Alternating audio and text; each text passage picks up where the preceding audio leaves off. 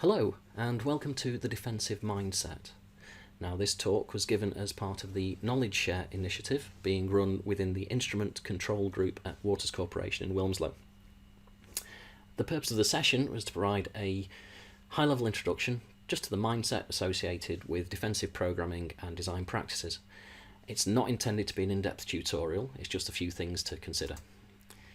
And pretty much everything we'll discuss today could quite easily fall under the banner of good practice rather than specifically defensive, because it's better to generally head things off before they do actually go wrong. Now, defensive programming is defined on Wiki as ensuring the continuing function of software under unforeseen circumstances. So reducing the potential for people or other systems to break stuff. Now, I said this time around we're going to focus on code, although the concepts of creating robust interfaces do also translate and apply to user interfaces as well. And since talking about being defensive, since castles are cool, I'm going to force a castle analogy in there. So a castle typically has layers of defense. We've got inner and outer baileys, a keep, maybe a dungeon. But in our world, we might be thinking of a few different interface layers, and there is a reason I'm going on about interfaces. The interfaces live at boundaries, and boundaries are the areas that are most likely to be vulnerable, and because they're most likely to be points of reuse and points of interaction. Also, if your architecture is good, then those boundaries are where you'll be able to mitigate performance impact while you apply any kind of defensive practices. Of course, there's a reality that there'll be much more than 4 layers, I imagine. But it's also worth mentioning that the majority of what you're defending against isn't malicious, at least not in our world. It's misuse or misunderstanding. And it might well be you, and certainly would be me when I coded, in a few weeks' time, and you forgot how all that lovely stuff that you put together actually works. So basically it's folks messing up and misremembering. So we've mentioned layering defenses, we've mentioned focusing on boundaries, and we've mentioned considering performance. Don't optimize before the code's there though. Now we're going to use some imagination, because traditionally we're very tuned into getting every bit of our castle working and thinking that once it's working it's kind of done. Whereas here we'll be imagining all the things that could break or be broken by somebody else, and then use some good patterns and practice to decide how to deal with those unhappy paths. And on the flip side of how could this break, imagining how your work could be used in other circumstances.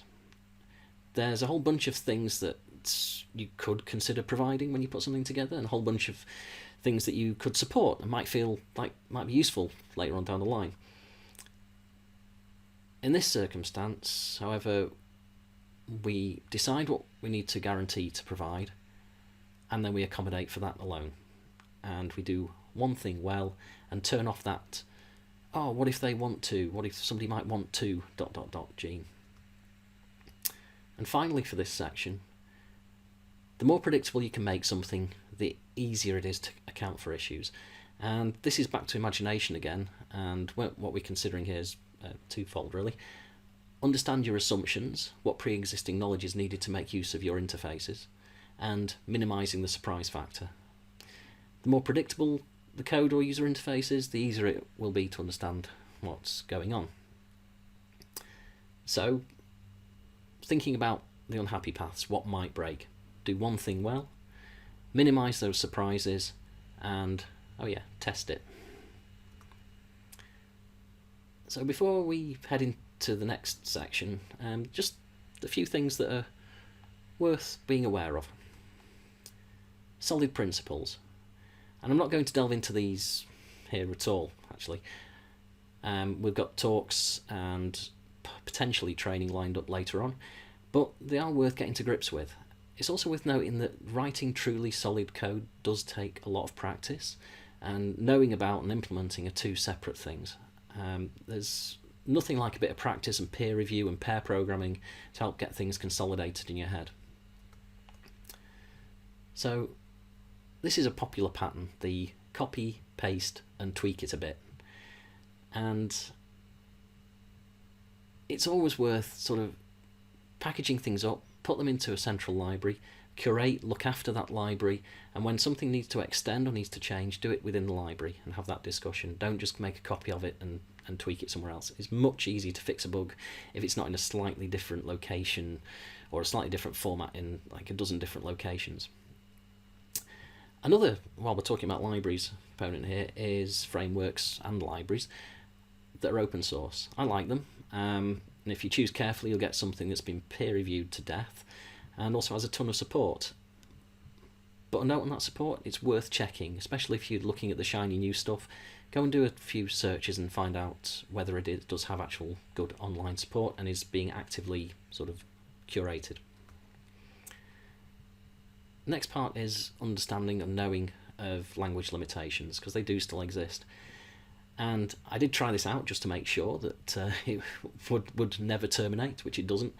And it's obvious to many, probably most, but if it's news to one person, then it's kind of good. And it's just, it's something to brush up on.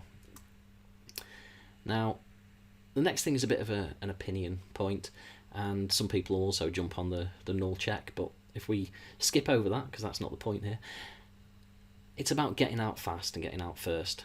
Now, I like to deal with my unhappiness and then get out of the method and then carry on with the happy path, or even split that up into a couple of methods or even different classes and wrap all that unhappiness up in a little bundle somewhere. Now, the real important message here is about making your exit points and conditions clear and being consistent. Don't sort of chop and change all over the place. It's also worth mentioning trying to do this sort of thing on boundaries. So if you're doing lots of unhappy path checking, then boundaries are the good place to do it, assuming those boundaries aren't being called on some sort of highly iterative method, because those clock cycles are precious. And a final note, well-formed code can be read and understood by somebody with limited experience. They might not understand your architecture, but they should be able to read your methods. Just basically don't get all fancy just because you can. So we've mentioned solid principles, we've mentioned using frameworks and libraries and thinking before you copy and paste, knowing your language limitations and having clear method exit conditions and keeping it simple. So next up, in the original session, we went over to a bit of group work. I had some assistants and we broke people into small teams of 3 or 4 individuals, and then there was an assistant to either help or move between those teams, and each team had a handout which had code on it, which I'll show you in a moment. So this is the code that the teams looked at, and I'm not going to get into the how horrible that is, but that was kind of the point. And we got the teams to look at this code for about 25 minutes and then just discuss what they'd change and how they'd make it more robust. We said to imagine that code's on a boundary, maybe on an API, and to just think about all the concepts that you might apply. And during that session, leaving up the concepts that we'd already discussed as part of the talk.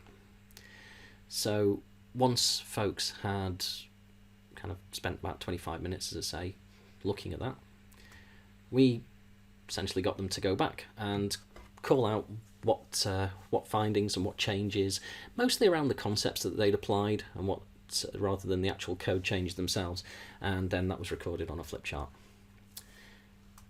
So thank you very much for listening to this. As part of that Knowledge Share initiative, there are, and also as mentioned there, the EEI working group. There are other talks and possibly training planned. There's also, we've got books, we've got resources. Basically, we can sort of, we'll be arranging a few things in the future. So, yeah, so thanks again. Cheers.